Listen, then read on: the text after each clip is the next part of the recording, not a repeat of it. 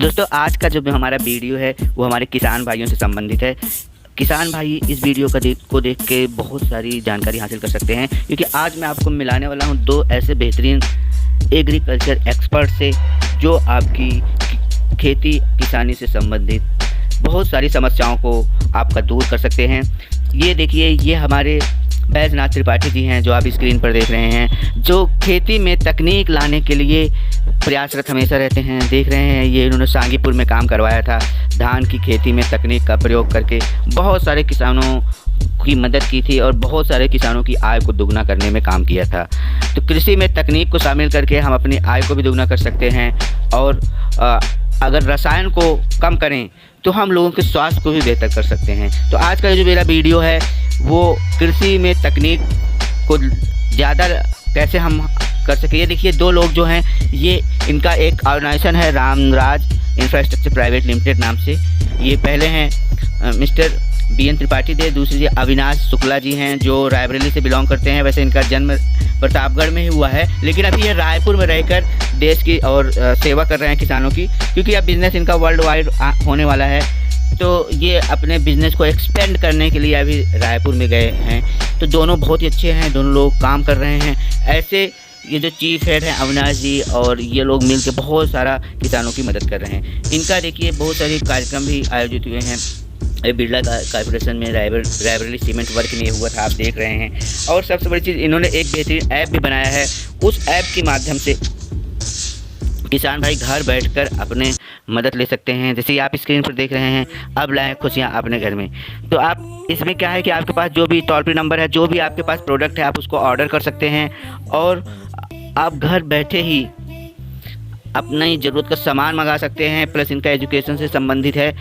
तो जैसे कहते हैं दोस्तों, जलेबी का रंग कैसे होता है, जलेबी का स्वाद कैसे होता है, तो आपका जवाब यही होगा भैया, जलेबी का स्वाद अगर आप उसको खाओगे तभी पता चलेगा। तो आप ऐप के अंदर जाएंगे, देखिए, तो आपको बहुत सारी जानकारी मिलेगी। तो आप यहाँ पर देख रहे हैं, इनके व्हीकल्स भी हैं जो आपको डोर स्टेप डिलीवरी देते हैं, फ्रेश फ्रूट्स की, फ्रेश वेजिटेबल्स की और फ्रेश हेल्दी आइटम्स की। और इनकी जो इस ऐप में आपको ऐप के माध्यम से, चूँकि ऑनलाइन अब सब कुछ हो चुका है, ऐप के माध्यम से आप इनसे जुड़ते हैं। इनका टैगलाइन है, अब लाएँ खुशियाँ अपने घर। तो कौन खुशियाँ अपने घर नहीं ले जाना चाहता भाई? हर आदमी खुशियाँ अपने घर ले जाना चाहता है। तो किसान, भारत एक कृषि प्रधान देश है, तो किसानों के लिए बहुत अच्छी खुशखबरी है। आप इस ऐप को लोड करके आप बहुत सारी मदद इनसे ले सकते हैं। ये दोस्तों, आज हमारा सौभाग्य का विषय है कि हम अपने दोस्त एग्रीकल्चर एक्सपर्ट हैं, ये एग्रीकल्चर के माहिर व्यक्ति हैं और इनका नाम है मिस्टर BN त्रिपाठी जी। आज इनसे मिलने आए हैं और इनके अनुभव के साथ हम आपको साझा करेंगे। दोस्तों, इनके बारे में मैं इतना ही बताता हूं कि ये किसानों के मसीहा हैं। आज एक छोटी सी बाजार में रहते हुए इन्होंने यहाँ से कि लखनऊ तक कृषि के क्षेत्र में एकदम धमाल तहलका मचा के रखा है। चाहे आय दुगनी करने की बात हो, चाहे सीमित संसाधन में ज़्यादा उपज करने की बात हो, श्री BN त्रिपाठी जी, इनका कोई सानी नहीं है। तो ज़्यादा समय न लेते हुए हम सीधे इनके पास चलेंगे और इनके अनुभव का लाभ लेंगे और इन्हीं से ज़्यादा से ज़्यादा हम जानने की कोशिश करेंगे। थैंक यू दोस्तों। त्रिपाठी जी, आपका स्वागत है हमारे शो में। आप कंफर्टेबल महसूस कर रहे हैं? जी बिल्कुल। तो त्रिपाठी जी, सबसे पहले आप अपना परिचय दीजिए। नमस्कार, मैं बैजनाथ त्रिपाठी हूँ और मैं कुशवापुर ब्लॉक काला कांकर प्रतापगढ़ जिले का रहने वाला हूँ। अच्छा। और मैंने BSc कृषि में किया है। अच्छा। और फिर उसके बाद मैंने MSc जो है एग्रीकल्चर से किया है, नैनी एग्रीकल्चर यूनिवर्सिटी 2017 बैच में। नैनी में? जी हाँ। अच्छा। फिर उसके बाद मैं कई बार कोशिश किया जॉब के लिए, प्राइवेट कंपनियों में भी इंटरव्यू दिए। तो अच्छा। उसमें भी कहीं ना कहीं मुझे मार्केटिंग के लिए और भागना दौड़ना, यही सब शुरुआत में मुझे जॉब ऑफर हो रही थी। अच्छा। तो मेरे मन में आया कि अगर मैं इन लोगों के लिए इतना अगर दौड़ के करूं और तब जाके इनके लिए होगा। और ये क्या करते हैं, किसानों का कहीं ना कहीं औने पौने दाम पे उनको पेस्टिसाइड, केमिकल्स ये सब देते हैं। तो उस चीज़ को मैं अगर खुद अपने लिए और एक कहीं ना कहीं किसानों को लेकर कुछ ऐसा काम करें जिससे कि किसान को भी लाभ हो और मुझे भी उसका थोड़ा सा लाभ हो, तो इस उद्देश्य से मैंने एक अपनी संस्था को भी शुरुआत किया है, जिसके तहत मैं किसानों से जुड़ा हूँ। अच्छा, क्या है संस्था का आपका नाम? जी, मेरी संस्था का नाम है रामराज सर्विसेज प्राइवेट लिमिटेड। अच्छा। जिसके तहत मैं किसानों को कुछ उन्नतशील कृषि पद्धतियाँ और उसके साथ साथ कुछ ऐसी तकनीकी खेती के लिए अभी दे रहा हूँ जिससे कि उनकी आय को भी दुगना हो और उनके जो संसाधन हैं, जो प्राकृतिक संसाधन, उसका उपयोग हो, जिससे कि उनका जो लागत है वो कम हो।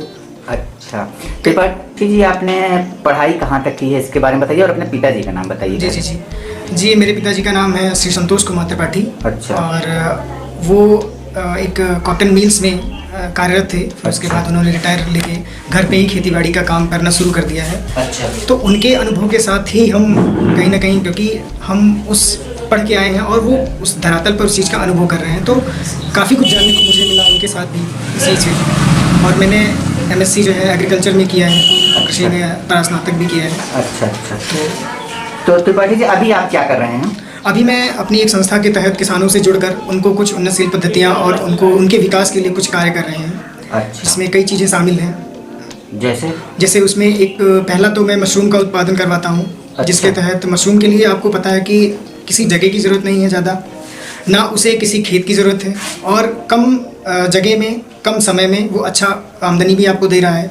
क्योंकि अगर देखा जाए तो किसी भी चीज़ करने, कोई भी चीज़ करने के लिए आपके पास बड़ा सा खेत होना चाहिए, तब आपका उतना उत्पादन होगा। हाँ। और उत्पादन के साथ साथ फिर दिक्कत आती है, मान लीजिए कोई हम ऐसी चीज़ों को उत्पादन करते हैं जिसका मूल्य तो है लेकिन बाजार नहीं है। हाँ। तो और मान उसका उतना उत्पादन हो कि हम कहीं दूसरी जगह ले जाएं तो उसका मुझे लाभ मिले। क्योंकि अगर थोड़ी मात्रा में कोई उत्पादन करते हैं तो वो जितना ट्रांसपोर्टेशन है उसमें ही आपका पूरा व्यय निकल जाएगा। हाँ। तो आपको लाभ नहीं मिलेगा। तो इस वजह से एक ऐसी पद्धति है मशरूम का। हाँ। कि आप इसका लोकल में भी काफ़ी अच्छा डिमांड है। अगर आप देखें तो मशरूम का आप शादी विवाह में। हाँ। और भी ऐसे लोग कि अब इसको धीरे धीरे अपने उपयोग में ले रहे हैं खाने के लिए। अच्छा। तो हर तरीके से ये काफ़ी लाभकारी है किसानों के लिए। तो मशरूम की बहुत सारी क्वालिटीज आती है। जी, हाँ। तो आप कौन सा मशरूम पैदा करते हैं? जी, बेसिकली मैं ऑयस्टर और बटन मशरूम का। अच्छा। क्योंकि ऑयस्टर मशरूम जो है अभी तक मेडिसिनल पर्पज से यूज़ होता था।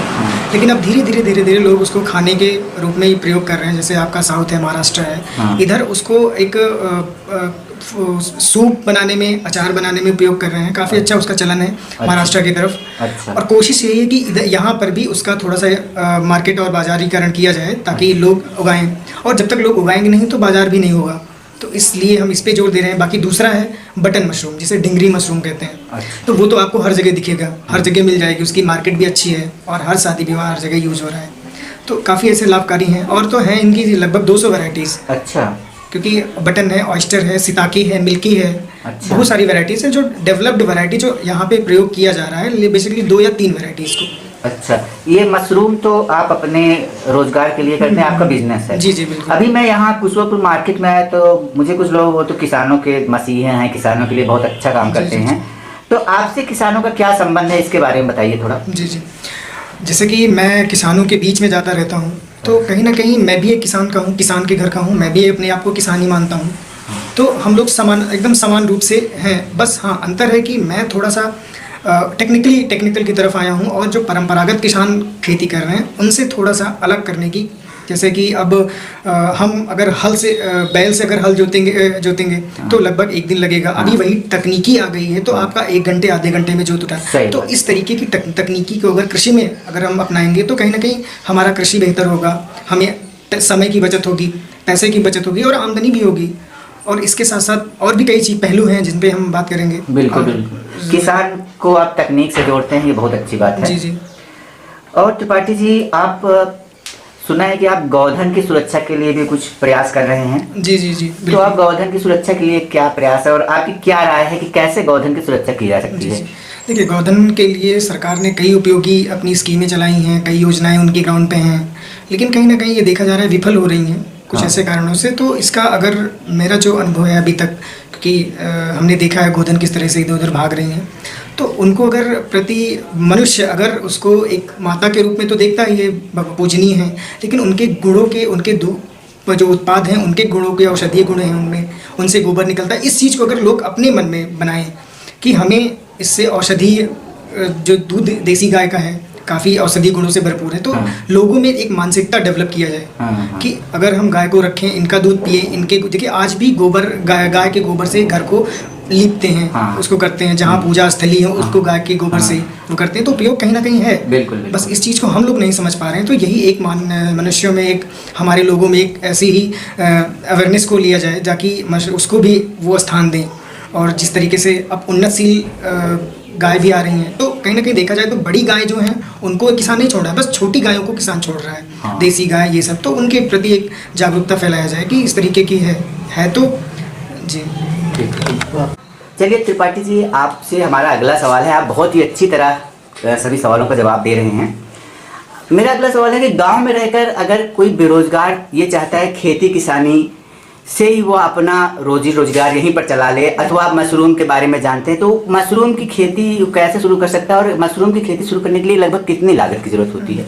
जी हाँ, जैसा कि अभी देख रहे हैं काफ़ी बेरोजगारी हुई है, जॉब और नौकरी सबके लिए पीछे भाग रहे हैं। अगर हाँ। देखा जाए तो गांव में भी कई ऐसे संसाधन हैं, कई ऐसी चीज़ें हैं जिनको आप अपने धनोपार्जन के लिए प्रयोग कर सकते हैं। खेती में भी काफ़ी अच्छा स्कोप है अगर देखा जाए तो। अगर आप सीमित जगह है तो उसमें भी आप जैसे कि सब्जियों की खेती कर लें, क्योंकि आज देख रहे हैं सब्जियों का क्या स्कोप है। और जैसे कि मशरूम की बात आपने की, तो मशरूम के लिए आपको ज़्यादा किसी भी चीज़ की पूंजी की ज़्यादा ज़रूरत नहीं है। मशरूम छोटी सी जगह में और आप छोटी सी पूंजी में स्टार्ट कर सकते हैं। जैसा कि अब देखा जाए तो अगर आप 1 किलो मशरूम का बीज जो है लगभग 1 क्विंटल भूसा में बनाया जाता है, और उसकी जो उत्पादकता है 1 क्विंटल भूसे में लगभग उसका 1/3 मतलब 1/3 भाग जो है होता है। अगर माना जाए तो, अगर देखा जाए तो 1 क्विंटल में हम 60 से 70 किलो जो स्टैंडर्ड है अच्छा। उत्पादन की वो अच्छा। निकलता है। लेकिन अगर हम मान के चलें कि अगर 20 से 25 किलो भी निकला है, हाँ। तो कहीं ना कहीं जो आपकी लागत है वो तो निकल आए, साथ में मुनाफा भी डबल हो, मतलब डबल क्या है तो ट्रिपल, लेकिन डबल आपका निकल आएगा। अच्छा। अगर देखा जाए, क्योंकि मशरूम का जो उसमें हमने जो अपना कैलकुलेशन किया है, 1 किलो मशरूम के बीज को लगाने के लिए लगभग 1000 का, जिसमें हम पानी, लेबर और लगभग 45 दिन की ये फसल होती है, उसमें हमने देखा है कि अगर कम से कम 2000 रुपये का, तो हमारा कैलकुलेशन हमने खुद इसको किया है, क्योंकि थोड़ा सा कुछ कारण से अभी नहीं हो रहा है, लेकिन फिर से इसको शुरू कर रहे हैं। अच्छा। और और ऑयस्टर मशरूम का भी हमने किया है, तो इसको काफ़ी अच्छी तरीके से आज युवाओं का रोजगार ये बना हुआ है। हाँ, आप देखें तो काफ़ी युवा कृषि से जुड़कर और अपनी जॉब को छोड़कर कृषि में अपना पैर जमा रहे हैं। तो कहीं ना कहीं स्कोप काफ़ी अच्छा है, बस एक लगन और सोचने की ज़रूरत है। बिल्कुल। और आप अच्छा सर, जैविक खेती क्या है और जी, इससे जी। क्या लाभ है? जी। एक किसान आसानी से कैसे जैविक खेती कर सकता है, इसके बारे में कुछ बताइए हमारे दर्शकों को। देखिए, जैविक शब्द जो है एक कहने में छोटा लग रहा है भाई ब्रॉड, लेकिन अगर देखा जाए तो ब्रॉड ये कहने के लिए है, वो भी काफ़ी अच्छा और आसानी से कर सकते हैं। अगर देखा जाए तो 51 के पहले के दशक में आपका कोई केमिकल नहीं हुआ करता था, कोई भी रसायन नहीं हुआ करता था, फिर भी उत्पादन होता था। हाँ, कुछ संसाधन की कमी थी जिसके कारण से नहीं हो पाया था, लेकिन उत्पादन होता था। तो धीरे धीरे कहीं ना कहीं इस चीज़ को बढ़ाने के लिए 1991 में जब हमारे पास सरदार वल्लभ भाई पटेल जी आए और इन लोगों की सरकार आई, तो उन्होंने आज़ादी के बाद ये देखा कि थोड़ा सा उत्पादन कहीं ना कहीं और बढ़ाना चाहिए खेती के लिए। तो उन्होंने कृषि मशीनरी और कृषि टेक्नोलॉजी और बीज, उन्नतशील बीजों पर उन्होंने अपना फोकस किया। हाँ। जिसमें कि उनको स्लोगन भी दिया कि जय जवान और जय किसान। कहीं ना कहीं जवानों और किसानों को देखते हुए इन्होंने 2 इनिशिएटिव उनके मुद्दे थे जिन पे इन्होंने काम किया, जहाँ पे कृषि में तकनीकी को लाया और बीज को, क्योंकि उन्नतशील बीज लाए इन्होंने। जैसे कि गेहूँ की बात करें तो हरित क्रांति आई, तो इन्होंने कुछ ऐसे बीज को बाहर से इंपोर्ट किए ना, उसमें जीन का ट्रांसफ़र करके, जिससे उत्पादकता बढ़ी। फिर धीरे धीरे रसायन आने लगा। रसायन आज देख रहे हैं कि रसायन एक पूरी तरीके से हमारे अंदर और किसान के अंदर एक घुस गया है। हाँ। तो अगर जैविक, हाँ जैविक जहाँ तक बात है, पहली बात तो जैविक के स्तर को पहले कम कर दें। कम करने का मतलब है कि आपके पास काफ़ी प्राकृतिक संसाधन है, उनका उपयोग करेंगे तो उनका उपयोग करने से आपकी जो लागत है वो कम होगी। जैसे कि गवर्नमेंट का भी एक इनिशिएटिव है कि वो कह रहे हैं कि डबल इनकम। तो गेहूँ अगर 20 रुपए किलो है तो 100 रुपए किलो कोई संस्था या गवर्नमेंट नहीं खरीदेगी। हाँ, क्योंकि अगर गेहूँ 100 रुपए खरीदेगी तो कहीं ना कहीं उसका बाई प्रोडक्ट जो बनेगा हम ही खरीदेंगे, खरीदने वाले भी हैं, हम ही बेचने वाले भी हैं। हाँ। कहीं ना कहीं 100 रुपए खरीदेगा तो वो हमको 200 रुपए का उसके जो बने प्रोडक्ट हैं वो मिलेंगे। हाँ। तो इस वजह से आप अपने संसाधन को, लागत को कम करिए। लागत का कम करने का मतलब है जहाँ आप रसायन डाल रहे हैं, 1 बोरी यूरिया डाल रहे हैं, उस जगह पे आपके पास गांव में हम देख रहे हैं कि सबके पास ये जो गाय है, भैंस है, और जो आज छोड़े जा रहे हैं गाय, इनके गोबर को आप इकट्ठा करिए और थोड़ा सा आप उसमें मतलब एक सिस्टमेटिक ढंग से गोबर को इकट्ठा करिए, उसके जैविक उत्पाद बनाइए। वर्मी कंपोस्ट आ रहे हैं, आज वर्मी वॉश आ रहे हैं, लगातार खेतों में प्रयोग करिए। आपका जो लागत है वो 0 हो जाएगा, शून्य हो जाएगा। तो कहीं ना कहीं आपको जो बाजार का खर्च है वो कम हो जाएगा। आप अपने गऊ को जो है अपने आपके पास रहेंगी, आपका दूध भी देंगी उससे, और आप उसके गोबर को खेतों में प्रयोग करके उत्पादकता को भी बढ़ा देंगे।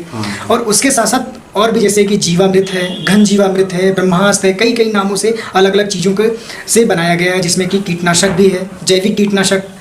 हाँ, इतना ज़्यादा अब रसायन का स्तर बढ़ गया है कि अगर आप जैविक कीटनाशक या कुछ भी होगा तो वो काम कम करेगा, क्योंकि आपका स्तर तो एकदम रसायन हो गया, पूरा मिट्टी जो है उसकी क्वालिटी एकदम बेकार हो गई है। तो कहीं ना कहीं आपको ये सोचना होगा कि जैविक खेती को करने के लिए पहली बात तो आपके अंदर इच्छा शक्ति हो, फिर उसके साथ आपके पास जो प्राकृतिक संसाधन है उसका उपयोग करें, और हाँ, थोड़ी सी मेहनत आपको ज़रूर लगेगी, लेकिन उससे उत्पादकता और कहीं ना कहीं जो आपको क्वालिटी प्रोडक्ट्स मिलेगा। अभी हम देख रहे हैं कि लोगों को क्वांटिटी से मतलब है, क्वालिटी से कोई मतलब नहीं है, उनको उत्पादकता चाहिए और उनको गुणवत्ता से कोई मतलब नहीं कि हम जो खा रहे हैं वो हम खाते रहें। तो इस वजह से अपने प्राकृतिक संसाधन को उपयोग करें और उसके तहत आप खेती को कराएं, जिससे कि आपकी लागत भी कम होगी और आपको उच्च गुणवत्ता के खाद्य पदार्थ भी मिलेंगे। और हम चाह रहे हैं कि आगे आने वाली जनरेशन के लिए कुछ ऐसा दें, क्योंकि हम जो झेल रहे हैं, हम नहीं चाह रहे हैं कि आगे वाली जनरेशन, आगे वाली जो पीढ़ी है वो भी रसायन खाते खाते वो हो जाए। बिल्कुल बिल्कुल। तो जैविकता, कहीं ना कहीं जैविक का मतलब है कि जीवांश पदार्थों को मिट्टी में बढ़ाना। अच्छा जी, क्योंकि हमारी मिट्टी में सूक्ष्म पोषक जीव होते हैं जो कि मिट्टी को खाते हैं, उनमें केमिकल रिएक्शन करते हैं जिसके तहत वो हमारी मिट्टी जो है उपजाऊ बनती है। और एक तरह से देखा जाए तो केचुआ हमारे किसान के मित्र होते हैं। आज हम देख रहे हैं केचुए की संख्या खत्म हो गई है मिट्टी से। केचुए का बेसिकली काम होता था कि मिट्टी को खाना, फिर उसके फीसेस के रूप में बाहर निकलना, जिससे कि एंजाइम और उसमें जो जैविक पदार्थ हैं वो बाहर निकलते हैं, और उसके साथ जब नीचे मिट्टी में होल करते हैं तो हवा का आदान प्रदान होता है। तो उससे हमारी मिट्टी की गुणवत्ता और कहीं ना कहीं जो सूक्ष्म पोषक जीव हैं उनकी गुणवत्ता होती है और बढ़ते हैं, तो जिससे कि हमें अलग से रसायन देने की ज़रूरत नहीं पड़ती है। क्योंकि देखिए, बेसिक जो हमारे पौधे के लिए मुख्य पोषक तत्व हैं वो 16 तत्व हैं। अच्छा। जो 3 मुख्य पोषक तत्व होते हैं, नाइट्रोजन, पोटास, फास्फोरस। अगर देखा जाए तो हम एक बोरी यूरिया में 46% नाइट्रोजन पाया जाता है, 46% DAP में फास्फोरस पाया जाता है, और पोटास की भी मात्रा ऐसे कई उसमें अलग अलग मात्राओं में आती है। तो इसका आप देख रहे हैं मिट्टी में किस तरीके से दुष्प्रभाव हो रहा है। तो इसको कम करने के लिए हम कहीं ना कहीं प्राकृतिक संसाधन का उपयोग करें। जब जैसे नत्रजन वाली कोई अगर आपको जैविक में देना है, तो आप जैसे कि आपका ढैंचा है, सनई है, और ये आपका मूंग है, ये सब आप उत्पादन कराइए, क्योंकि इनकी जड़ों में आप देखेंगे कि छोटे छोटे नोड्स होते हैं, मतलब गांठें होती हैं। वो बैक्टीरिया है। वो बैक्टीरिया क्या करते हैं कि जो हमारे वायुमंडल में 78% नाइट्रोजन है, तो उसको अवशोषित करती हैं और अवशोषित करने के बाद पौधों को देती हैं। रसायन क्या करता है? रसायन मिट्टी से पोषक तत्वों को खींच के पौधों को देता है। तो कहीं ना कहीं हमारी मिट्टी तो बेकार हो जा रही है जितना रसायन दे रहे हैं। बैक्टीरिया क्या कर रहा है? वो वायुमंडल से खींच के मिट्टी में दे रहा है, मिट्टी से पौधे में आ रहा है, पौधे से फिर मिट्टी में आ रहा है। इसी तरीके से DAP जो फास्फोरस की मांग है, देखिए यूरिया तो मोबाइल होता है, मतलब वो गतिशील होता है, उड़ जाता है, लेकिन DAP की केस में ऐसा नहीं होता है। DAP जो है नॉन मोबाइल होता है, मतलब अगतिशील होता है।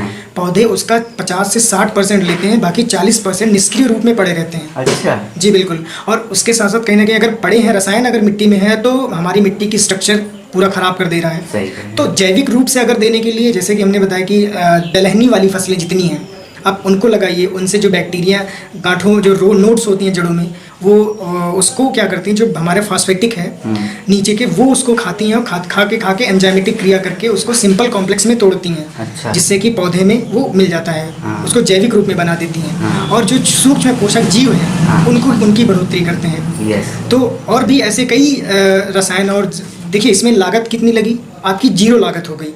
कहीं ना कहीं जब खाद आप, लेकिन अस्तर को बनाने के लिए आपको थोड़ा समय लगेगा, 2 से 3 साल, क्योंकि एक बार की अगर हम रसायन को कम करते हैं तो हमारा उत्पादन नहीं होगा। किसी भी चीज़ को कम करने के लिए कोई भी आदत है तो उसको धीरे धीरे हम करेंगे। तो आप 1 साल थोड़ा सा ये करिए, जैविक खाद दीजिए, वर्मी कंपोस्ट है, गोबर की खाद डालिए, उसको डालिए, फिर आप 5 किलो कम करिए, अगले सीजन में फिर 5 किलो रसायन कम करिए, फिर 5 किलो कम कर दीजिए। तो कहीं ना कहीं देखा जाए तो एक समय ऐसा आएगा कि 0 रसायन हो जाएगा। अच्छा, बिल्कुल। और आप फिर उसके बाद मिट्टी में दे क्या रहे हैं? आपके घर में गाय है, गाय को बस चारा देना है, उसमें जो खर्चा है, बाकी गोबर वो दे रही है, गोबर को इकट्ठा करिए। थोड़ा सा सिस्टमेटिक आप उसको करिए, गोबर को जो है उसमें केचुआ और ये सब का। और जो आप गोबर की खाद बनाते हैं उसको भी रखने के लिए आप कहीं छायादार हो उस जगह पे रखिए। इससे क्या होता है कि सनलाइट डायरेक्टली जब सनलाइट आती है या बारिश होती है तो बारिश से लीच हो जाता है। सनलाइट से हमारे जो उसमें भी सूक्ष्म जीव होते हैं वो खत्म हो जाते हैं, निष्क्रिय कर देता है वो। तो इस वजह से उसको छायादार में रखते हैं और उसको हाँ समय समय पर उसमें थोड़ा सा गुड़ाई करते हैं, ताकि आप देखे होंगे जहाँ गोबर इकट्ठा कर देते हैं बीच में गर्म हो जाता है, बहुत ज़्यादा ऊष्मा होती है, क्योंकि उसमें जीवांश कार्बन जहाँ होंगे वहाँ ऊष्मा उत्पन्न होती है, तो वो गर्म कर देता है। तो इस वजह से उसकी गुड़ाई करने से वहाँ पे गर्म नहीं होगा। गर्म नहीं होगा तो आपके जो सूक्ष्म जीव हैं, सबसे महत्वपूर्ण है सूक्ष्म जीव आपके खेत में, वही हमारी मिट्टी की क्वालिटी को इम्प्रूव करते हैं। अच्छा। तो उन्हीं को हमें बढ़ाना है कहीं ना कहीं, और खेत में कार्बन जीवांश की मात्रा को बढ़ाना है। जीवांश का मतलब है कि जीवित पदार्थ।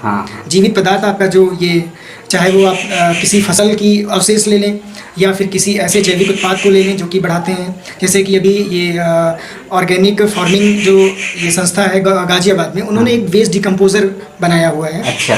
जो कि 20 रुपए की सीसी आती है। हाँ। वो किसी भी चीज़ को सड़ाने में, मिट्टी की क्वालिटी इंप्रूव करने में काफ़ी अच्छी सहायक है। अच्छा। अभी तक प्राइवेट कंपनियां इसी चीज़ को लेके और उसको डाइल्यूशन करके 2-3 चीज़ों मनमानी पैसे लेते थे।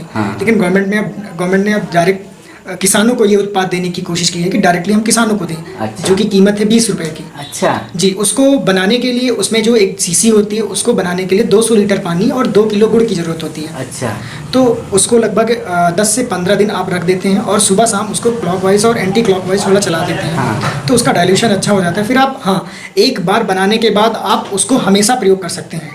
आपको दूसरा खरीदने की जरूरत नहीं पड़ेगी। अच्छा। जी हाँ, उसमें से निकालिए जितना निकालिए, फिर उतना पानी डाल दीजिए। अच्छा। कहीं ना कहीं उसमें सूक्ष्म, क्योंकि वो जो है देसी गाय के गोबर से बैक्टीरिया निकाला गया है, वो है। अच्छा। तो उसमें बैक्टीरिया जो है गुड़ से और मल्टीप्लाई होते हैं, जल्दी से मल्टीप्लाई होते हैं। अच्छा। तो उसमें नंबर ऑफ बैक्टीरिया बढ़ते रहते हैं। तो आपको एक बार निकालने के बाद, एक बार बनाने के बाद दूसरी शीशी बाजार से नहीं लानी है। अच्छा। आप उसी को बढ़ाते रहिए। अच्छा। जैसे आप दही बनाने के लिए दूध में थोड़ी सी दही डालते हैं, दही बन जाती है। फिर उसी दही को आगे दूध में डाल देते हैं, दही बन जाती है। सेम यही चीज़ यहाँ पे भी है वेस्ट डिकम्पोजर का। अच्छा। और काफ़ी अच्छा ये जैविक उत्पाद है जो कि अभी गवर्नमेंट डायरेक्टली किसानों को दे रही है। तो इसका हम तो कहेंगे कि उपयोग करें लोग, किसान भी, और अपने रसायन को कम करें।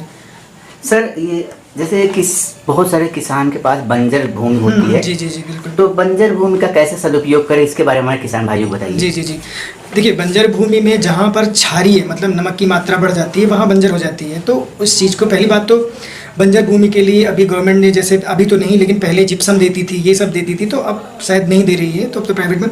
तो उस चीज़ को आपके यहाँ जो प्राकृतिक संसाधन है उस तरीके से आप करके उसको सही कर सकते हैं। जैसे कि मल्चिंग क्या होता है कि आप पैरा, किसी भी खेत में पैरा डाल दीजिए और पानी भर दीजिए।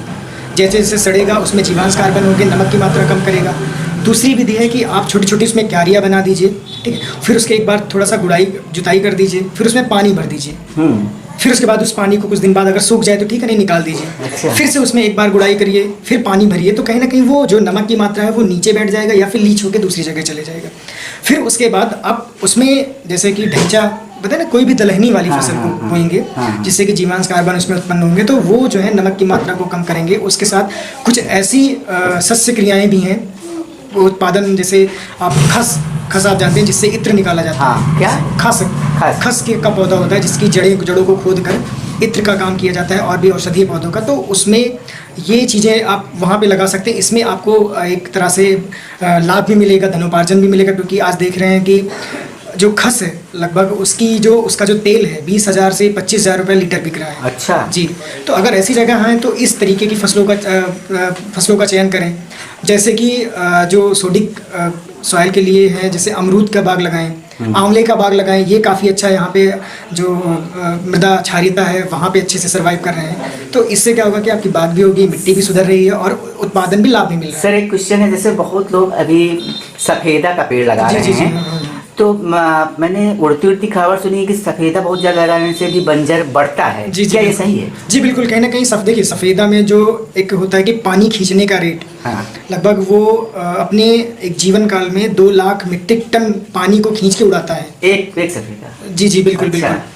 तो यही है कि जैसे मान लीजिए खेत के बगल अगर आप लेंगे तो उसमें पानी, जहाँ पानी की कमी है वहाँ पानी को खींचेगा, जहाँ पानी को खींचेगा तो वो वहाँ की ऑटोमेटिक मिट्टी जो है एकदम सॉफ्ट टाइट हो जाएगी और उसमें पानी की कमी होगी। तो तरह तरह के उसमें सर बहुत अच्छा आप जवाब दे रहे हैं। सर बस 2-3 क्वेश्चन हैं, अगर आप चाहें तो प्लीज पूछ सकते हैं। बिल्कुल जी।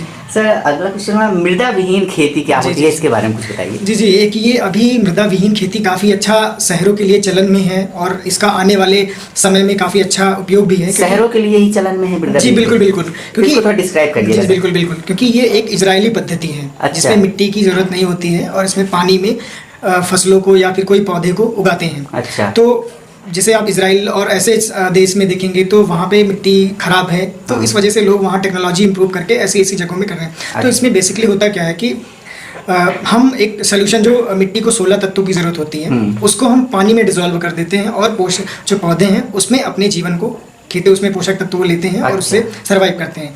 तो गांव में क्या है कि गांव में इसका जो गांव में सबके पास खेत है, तो शायद यहाँ गांव में उतना ज़्यादा, हाँ ये है कि सजावट या घर के डेकोरेशन के लिए लोग थोड़ा सा लगाएंगे। तो इससे काफ़ी ज़्यादा लाभ है हमारे पास कि हमारे पास खेत नहीं है, और हाँ मेन चीज़ उसमें जगह की कोई ज़रूरत नहीं है। अच्छा। उसमें अलग अलग वॉल गार्डन आता है, स्ट्रक्चर आते हैं कि आप दीवार पे माउंट कर दीजिए। अच्छा।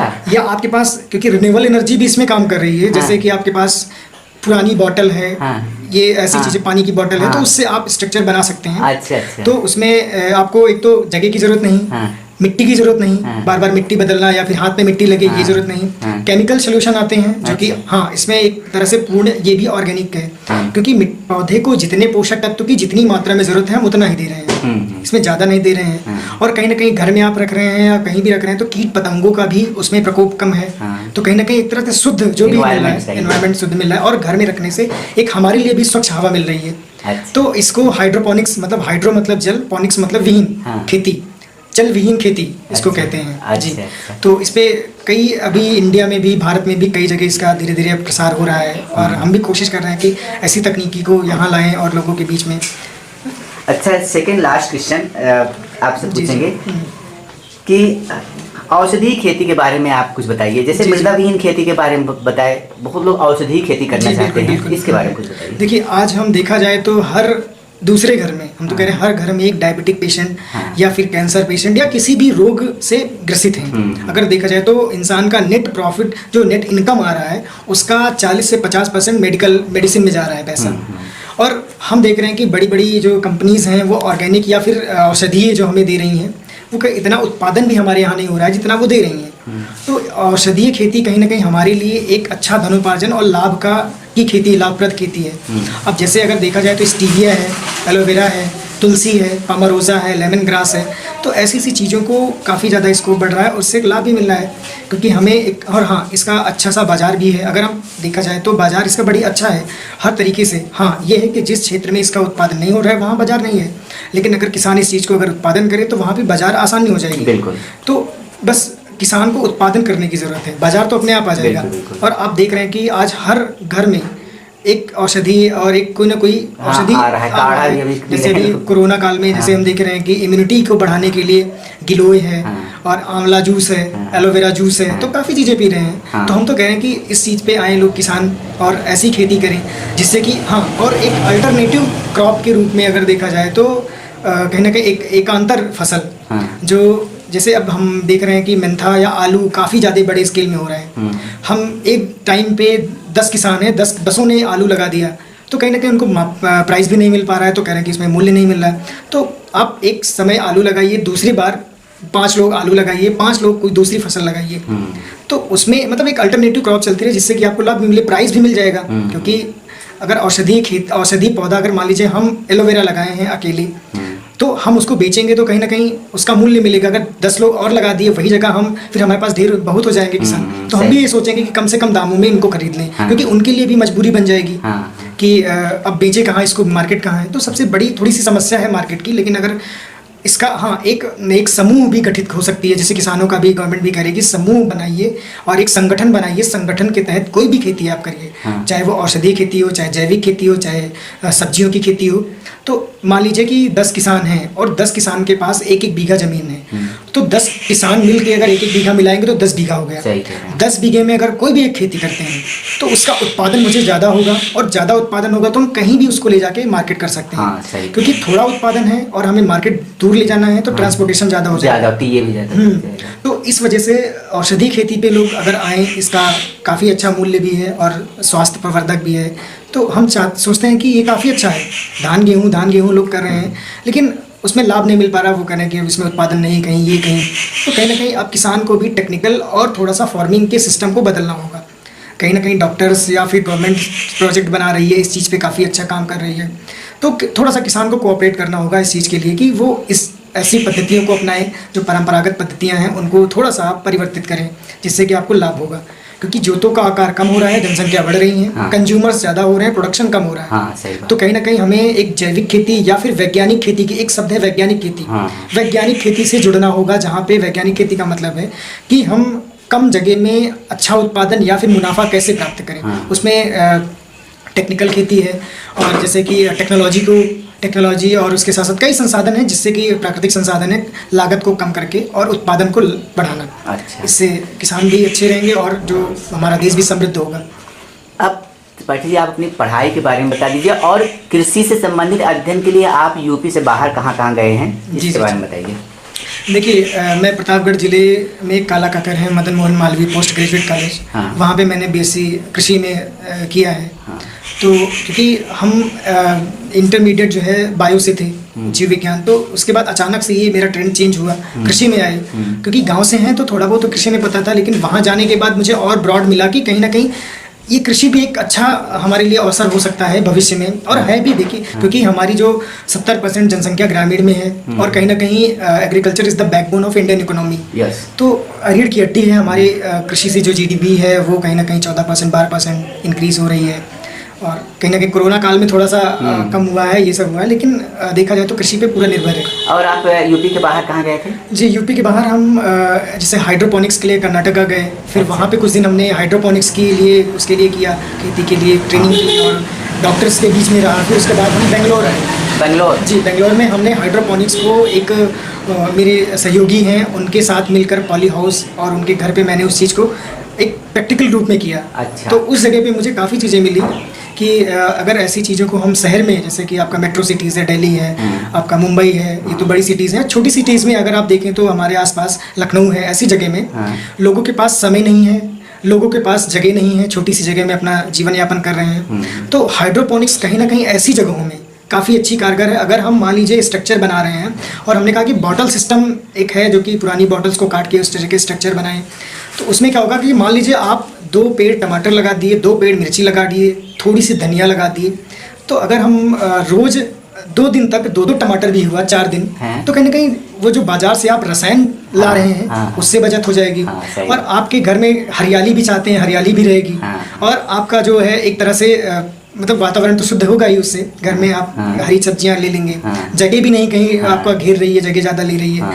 तो इस चीज़ पे काफ़ी अच्छा अगर देखा जाए तो इस चीज़ की मैंने यहाँ पे गया। फिर उसके बाद हम यूपी के अंदर तो ज़्यादा, यूपी के बाहर ज़्यादा नहीं गए हैं, बस ऐसी कुछ जगहों में गए हैं। फिर उसके बाद हम जैसे कि बाराबंकी में कुछ किसानों के साथ जुड़े हैं। अच्छा। मशरूम उत्पादन है। लखनऊ में क्या काम है आपका? जी, हम लोगों ने जब हमारी ग्रेजुएशन पोस्ट ग्रेजुएशन कंप्लीट किए तो हम जॉब के पीछे भागने लगे। फिर काफ़ी एक आध कंपनी में हमने काम किया, तो उसमें लगा कि इनके साथ अगर इनके पीछे दौड़ रहे हैं तो हम अपना कुछ ना करें। तो फिर उसके बाद मैंने एक मेरे सहयोगी मिले, जैसे अविनाश कुमार शुक्ला जी, वो एमआईटी से बीटेक कर रहे थे, फाइनल हो गया था उनका, तो उनसे मिले, उनसे बातें हुई, तो उन्होंने कहा कि वो टेक्नोलॉजी और हम एग्रीकल्चर, तो कहीं ना कहीं उनसे बात से ये निष्कर्ष निकला कि टेक्नोलॉजी और एग्रीकल्चर को अगर मिला दिया जाए तो कहीं ना कहीं एक काफ़ी अच्छा हो जाएगा। तो उस समय हमने अपनी फर्म रजिस्टर की, रामराज सर्विसेज प्राइवेट लिमिटेड की थी। तो ये सुने आपने ऐप भी बनाया है, अपने ऐप के बारे में कुछ बताइए। जी जी बिल्कुल। तो हमारा एक ई-कॉमर्स प्लेटफॉर्म है जहाँ से हम किसान और कुछ ऐसे लोगों को भी जोड़ रहे हैं, एक्सपर्ट्स हैं वहाँ पे, जहाँ से डायरेक्टली किसान को हम वो सोल्यूशन और कोई भी समस्या है तो उनके घर तक पहुँचाने की कोशिश है। क्योंकि इसमें क्या होता है कि जैसे हम एक बार कुछ चीज़ें देखते हैं कि किसान एक जगह गया और वहाँ सारी चीज़ें नहीं मिली, एक खाद वहाँ से लिया, दवा वहाँ से लिया, और कई बार तो ऐसा है कि दुकानदार अपने बेचने के चक्कर में कुछ ऐसी दवाइयों को भी दे देते हैं जिससे कि उनका लाभ नहीं होता है, और इतने ज़्यादा पेस्टिसाइड। तो हम इस ऐप के माध्यम से, यहाँ पे डॉक्टर्स हैं और हमारे जो भी सहयोगी हैं, हम इसको हर ब्लॉक लेवल पे अपनी एक रिप्रेजेंटेटिव भी कोशिश कर रहे हैं कि रखने की, जो कि प्रॉपर किसानों से मिलता रहेगा और घर बैठे सोल्यूशन उनको देगा। सोल्यूशन की हमारा एप्लीकेशन है, कोई समस्या है आप उस समस्या को हमारे प्लेटफॉर्म पर अपलोड करेंगे और उसकी फ़ोटो खींचेंगे। मान लीजिए आपके धान या किसी भी फसल में कोई समस्या है, आप डॉक्टर्स को बता रहे हैं, डॉक्टर शायद नहीं समझ पा रहे क्योंकि इसमें क्या होता है, माइनर सिम्टम्स होते हैं जो डिजीज़ और पेस्ट के, तो नहीं समझ पाते। तो आप फोटो को क्लिक करिए, अपलोड करिए, वहाँ डॉक्टर देखेंगे और डॉक्टर एक्सपर्ट्स जो हैं वो आपको सलाह देंगे इस तरीके की। क्योंकि दुकान पे जाएंगे तो वही बात हो जाएगी कि वो तो बस उनको तो बेचना है, उनको कंपनी भी ऑफर दे रही है कि आप हमारा 10 लीटर बेचिए, आपको बैंकॉक ट्रिप मिलेगी, फॉरेन ट्रिप हो रही है, तो उनको तो बेचने से मतलब है। तो हम चाह रहे हैं कि किसान को अच्छी चीज़ें और आसानी से उपलब्ध हो जाए, तो उस ऐप के माध्यम से हम किसानों को जोड़ रहे हैं, जिससे कि हम वहाँ पे बायर और सेलर एक इनपुट और आउटपुट दोनों करने की कोशिश है। अच्छा अच्छा। कि जहाँ से किसान अपनी चीज़ों को बेच भी सकता है और वहाँ से कुछ प्रोडक्ट को खरीद भी सकता है। अच्छा अच्छा। जैसे कि अभी गवर्नमेंट का भी ये जो बिल आया है, इसमें भी उन्होंने अभी स्वतंत्र कर दिया है किसानों को कि भी किसान अपनी चीज़ों को कहीं भी बेच सकता है और कोई भी खरीद सकता है। अभी तक था कि मंडी रजिस्टर्ड जितने लोग हैं, जो आड़तियाँ हैं, वो खरीद रहे हैं, उसमें भी सरकार किसानों से टैक्स ले रही है। तो वो चीज़ें, वही चीज़ हम कोशिश कर रहे हैं कि थोड़ा सा इम्प्रूव्ड इसमें कर रहे हैं कि यहाँ पे मान लीजिए हमारी गेहूं की फसल है, हम उसको बेचना चाह रहे हैं, तो हम उस चीज़ को पूरा डिटेल वहाँ पे अपने एप्लीकेशन पोर्टल पे दे दिए। वहाँ पे हमारे कंज्यूमर भी हैं, बायर भी हैं, बायर हमने देखा, आप उनसे प्राइस फिक्स कर सकते हैं कि हमारा प्रोडक्ट जो है इतने प्राइस में होगा। तो कई चीज़ें हैं वहाँ, किसान को हम डायरेक्टली जोड़ रहे हैं। चलिए सर, अब आप अपने ऐप को हमको दिखाइए कैमरे पे। जी बिल्कुल बिल्कुल। दोस्तों, अब त्रिपाठी जी आपको अपना ऐप के बारे में बताएंगे। सर बताइए, अपना स्क्रीन में पूरा दिखा। जी नमस्कार जी। देखिए, मेरा एक एप्लीकेशन है जो कि रामराज सर्विसेज प्राइवेट लिमिटेड के नाम से, अगर आप प्ले स्टोर पे सर्च करेंगे तो वहाँ पे मिल जाएगा। अब ये एप्लीकेशन, अब देखिए, ये रामराज सर्विसेज प्राइवेट लिमिटेड का है, जहाँ से हम किसानों को और बायर सेलर्स सभी को, एक्सपर्ट्स को जोड़ रहे हैं। तो थोड़ा सा नेटवर्क के उसे फ्लाइट मोड लगाए हैं।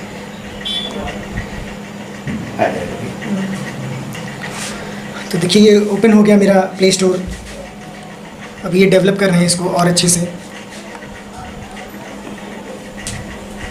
तो दोस्तों, ये ऐप है, आप इस पे जाके इनके बारे में विशेष रूप से जानकारी ले सकते हैं। फिलहाल मैं अभी प्ले स्टोर पे जाके इसको आपको पूरी जानकारी दूंगा, ठीक है। और बहुत ही यूजर फ्रेंडली ऐप है, इसमें कुछ भी करना नहीं है, आसानी से आप इसको कर सकते हैं और अपने घर पे बैठे बैठे इनकी सुविधाएं ले सकते हैं। दोस्तों, आपको ये हमारी जानकारी कैसे लगी आप ज़रूर बताइएगा, क्योंकि अब हम लोग ऐसे मुकाम पे हैं जहां पर समाज की बेहतरी के लिए काम कर रहे हैं और समाज में अच्छाई फैलाने के लिए हम लोग पूरा कमर कस चुके हैं और आने वाले समय में भारत की तकदीर बदलने में सहयोग जो भी है हम लोगों से बन पड़ेगा, उसको करेंगे। इसके लिए दृढ़ प्रतिज्ञ हैं, क्यों सर? जी बिल्कुल। चलिए जी बिल्कुल, हम कोशिश यही रहेगी कि आने वाले समय में ऐसी टेक्नोलॉजी को ईजाद करें जिससे किसानों को और हमारे ग्रामीण रोजगार में इसकी इजाफा हो और किसान को भी सब अच्छे से। तो दोस्तों, हम लोग कोई आम आदमी नहीं है, खास आदमी है। इनके पास ऐप है, इनकी वेबसाइट है, मेरी भी वेबसाइट है खुशीcomputer.in, मेरे भी 2 ऐप हैं। तो आप जो है एक सुरक्षित जगह पे हैं जहां पर आपको जो भी नॉलेज मिलेगी, छनी हुई मिलेगी और अच्छी मिलेगी। किसी आप ऐसे व्यक्ति के साथ नहीं है जहां पर आपको गलत नॉलेज मिलेगी।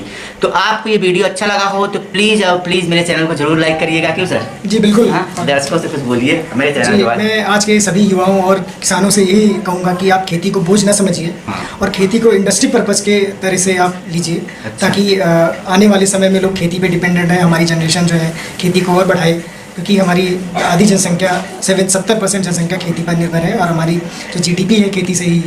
तो इसीलिए जय जवान जय किसान। थैंक यू दोस्तों। अब मेरा ये वीडियो अगर आपको अच्छा लगा हो तो इसको ज़रूर मेरे YouTube चैनल पर जाकर आप सब्सक्राइब करिए और इसको बेल आइकन को दबाइए, ताकि हम और भी नई अपडेटेड वीडियो आपके साथ शेयर कर पाएँ और किसानों के लिए जो उन्नतशील तकनीकी है और पद्धतियाँ हैं उन चीज़ों को आपके सामने ला पाएँ। अपनी वेबसाइट का नाम? और मेरी वेबसाइट जो है रामराज सर्विसेज प्राइवेट लिमिटेड, इस पर किसानों के लिए और काफ़ी अच्छी जानकारियाँ और हमसे जुड़ें और इसमें आप अपने भी सुझाव देते रहें कि जो वाइट आ रहा है, जो लोकेशन कुशवाहा प्रतापगढ़।